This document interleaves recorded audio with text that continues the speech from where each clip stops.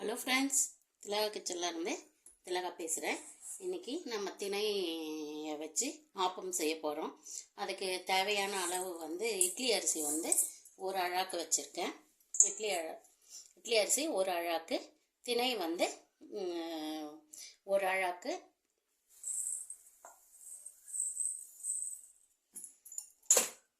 வரகரிசி ஒரு அழாக்கு, ரெண்டுத்தையும் மிக்ஸ் பண்ணி போடுறேன். வரகரிசியில் கூட 2 வெரைட்டி வருது. பனி வரகு, சாதாரண வரகரிசி ஒன்று வருது. நான் ரெண்டுத்தையும் மிக்ஸ் பண்ணியிருக்கேன். திணை ஒரு அழாக்கு, வரகரிசி ஒரு அழாக்கு, இட்லி அரிசி ஒரு அழாக்கு. வெந்தயம் 1 டீஸ்பூன் போட்டுக்கிறேன்.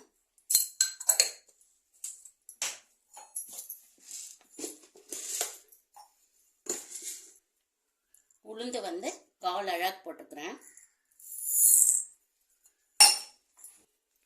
இப்போ இதை ஒரு 3-4 முறை நல்லா வாஷ் பண்ணி ஊற வச்சிடலாம். ஒரு 8 மணி நேரம் ஊற வைக்கலாம். ஊற வச்சுட்டு அப்புறம் அரைச்சிக்கலாம்.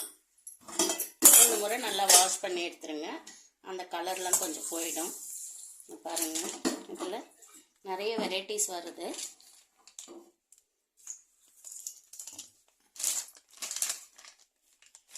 நம்மளுக்கு எது வேணுமோ அது வாங்கிக்கலாம்.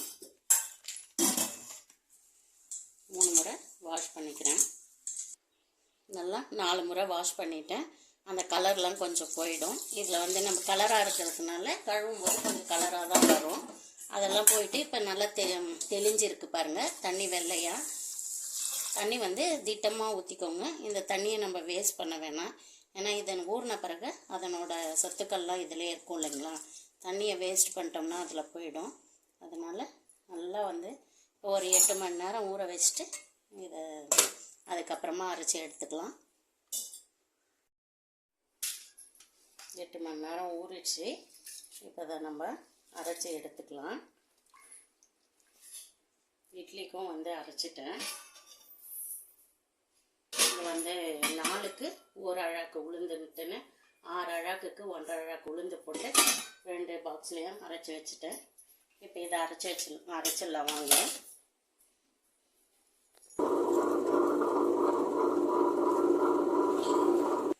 இப்போ இட்லி அரைச்சிருக்கேன். அதே இதில் நான் போட்டு அரைச்சி எடுத்துக்கிறேன்.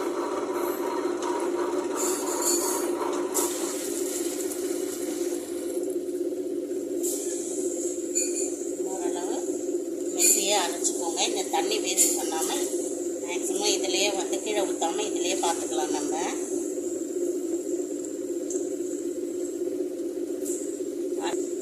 அரைச்சி முடித்தோடனே எப்படி மாவு பதம் இருக்குன்னு பார்க்கலாம்.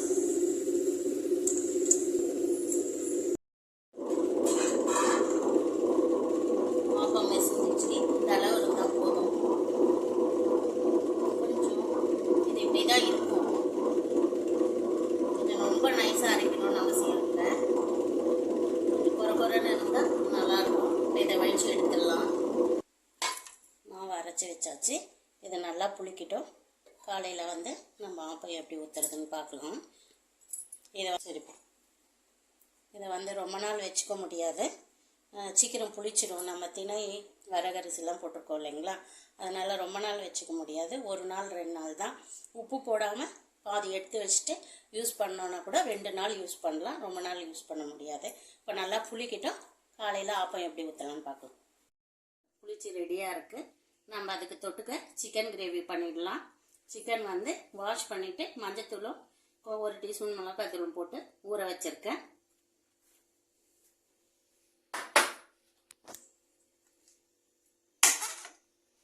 வெங்காயம், தக்காளி, கருவேப்பிலை, காஞ்ச மிளகாய் வச்சுருக்கேன்.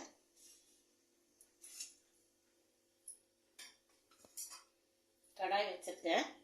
கொஞ்சம் நம்ம நல்லெண்ணெய் ஊற்றிக்கலாம். நல்லெண்ணெய் ஊற்றி செய்யும்போது நல்லாயிருக்கும் டேஸ்ட்டு.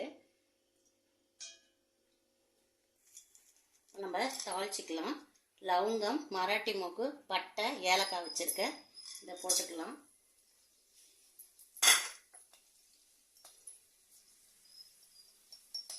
சோம்பு 1/2 டீஸ்பூன் போட்டுக்கிறேன். பிரிஞ்சி இலை 1 துண்டு போட்டுக்கிறேன். காய்ந்த மிளகாய் 2 கிள்ளி போட்டுக்கிறேன். வெங்காயம் வந்து 4 வெங்காயம் கட் பண்ணி வச்சுருக்கேன். கிரேவியாக பண்ண போகிறேன். ரொம்ப தண்ணியாகவும் இல்லாமல் திக்காகவும் இல்லாமல் ஆப்பத்துக்கு தொட்டுக்கிற மாதிரி.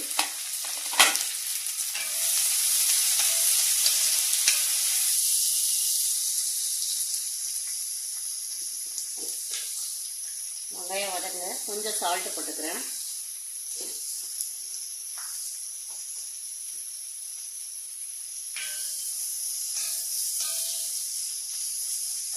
வெங்காயம் நல்லா வதங்கட்டும்.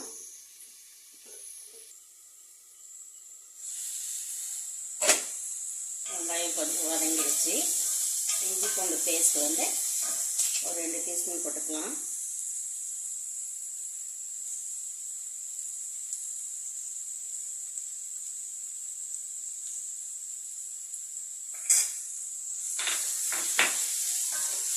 இஞ்சி பூண்டு பேஸ்ட்டு போட்ட பிறகு கொஞ்சம் நேரம் வதங்கட்டும்.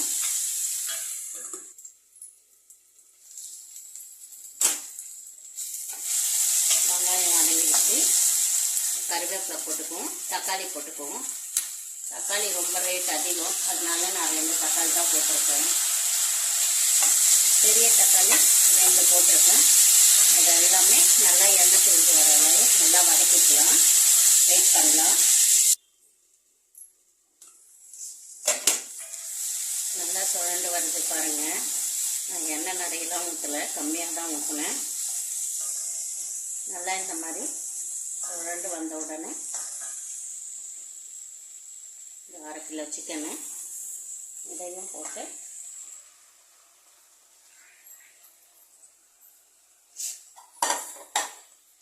இதில் நான் கொஞ்சம் மஞ்சத்தூள், ஒரு குழம்பு மிளகாய் தூள் 2 டீஸ்பூன் போட்டு ஊற வச்சுட்டேன்.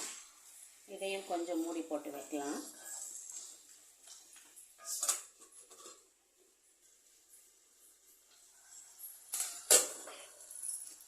கொஞ்சம் நேரம் வதங்கிடுச்சு.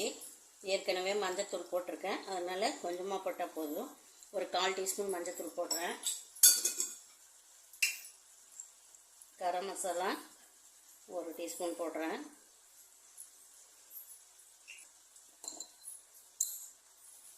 சோம்புத்தூள் 1 டீஸ்பூன் போடுறேன்.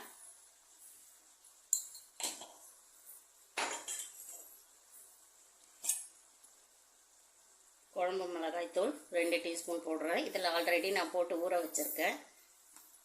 காரம் பத்தலைன்னா அப்புறம் போட்டுக்கலாம். கொஞ்ச நேரம் மூடி வைக்கலாம். கொஞ்ச நேரம் பச்சை ஸ்மெல்லாம் போயாச்சு. இப்போ நம்மளுக்கு எவ்வளோ தண்ணி வேணும்னு நினைக்கிறீங்களோ அவ்வளோ தண்ணி ஊற்றிக்கலாம். நாங்கள் வந்து கொஞ்சமாக தான் ஊற்ற போகிறேன். ரொம்ப குழம்பா இல்லாமல் கிரேவி மாதிரி.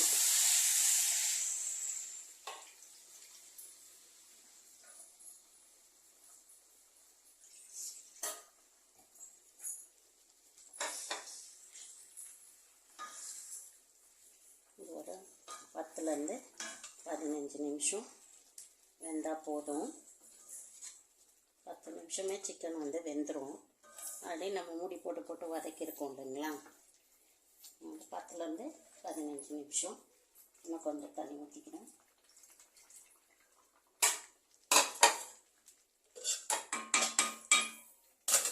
அப்படியே மூடி போட்டு வச்சுட்டு 15 நிமிஷம் கழித்து பார்க்கலாம். அப்போ கடாய் வச்சுருக்கேன். மாவு வந்து நல்லா புளிச்சு வந்திருக்கு. உப்பு வந்து இந்த மாதிரி டைமில் போட்டால் போதும். இது சிறுதானியம்ன்றதுனால சீக்கிரமாக மாவு புளிச்சிடும். நம்ம அரிசி மாவு ஆப்பம் மாதிரி கிடையாது. அதனால் வந்து இதை வந்து நல்லா மிக்ஸ் பண்ணிக்கலாம்.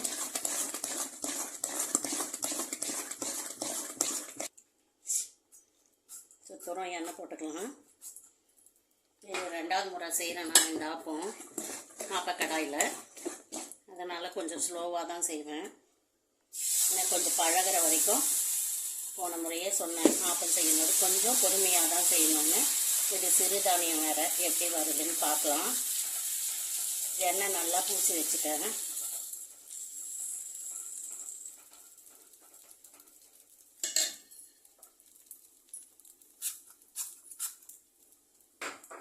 அப்படியே மூடி வைக்கலாம். ஃபஸ்ட்டு ஆப்பம் கொஞ்சம் இப்படி தான் வந்திருக்கு. பொறுமையாக தான் ஊற்றணும். ஏன்னா புது சட்டி இல்லைங்களா இது, அதனால அன்றைக்கி பழகினேன், அன்றைக்கி நல்லா வந்தது. அதுக்கப்புறம் இப்போ தான் ஊற்றுறேன். இன்னும் ஒரு 2 ஊற்றி பார்க்கலாம், சரியாக வந்துடும்.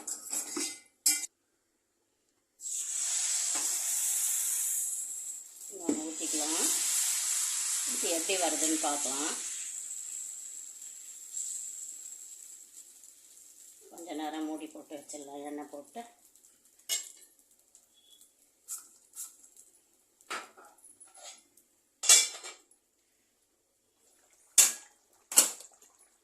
சிக்கன் ரெடி ஆகிடுச்சு.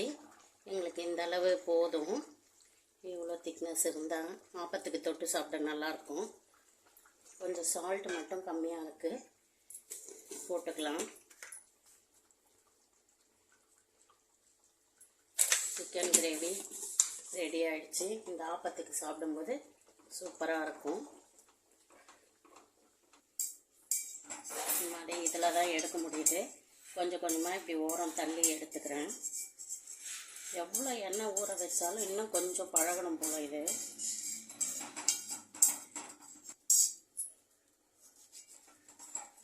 வந்துடுச்சு. கொஞ்சம் கொஞ்சமாக எடுத்தால் தான் வருது.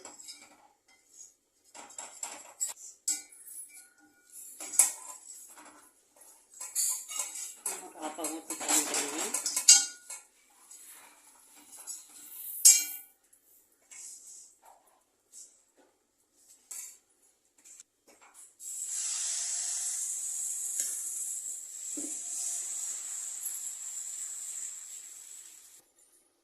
சிறுதானிய ஆப்பமும் சிக்கன் கிரேவியும் ரெடி ஆயிடுச்சு.